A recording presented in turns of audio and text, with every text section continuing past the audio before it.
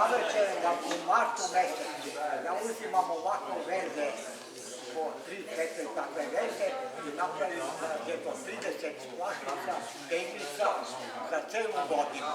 I samo godinu. Ništa konzervanca, ništa.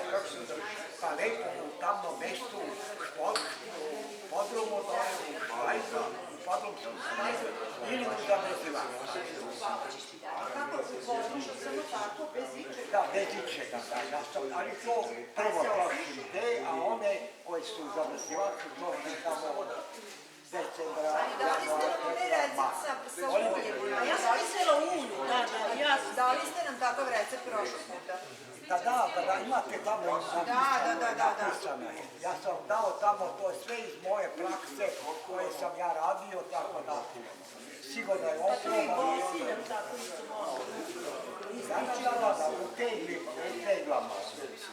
Tako to imate tu poslu. Da. Samo prvo te trošim, pa onda i da pribiram. Ovo je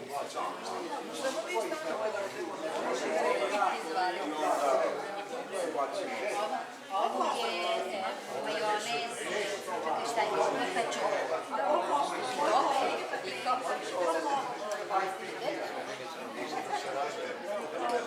ovo je slatko. A šta ima veze, ako si malo da je prva svijeta? Ne mogu se,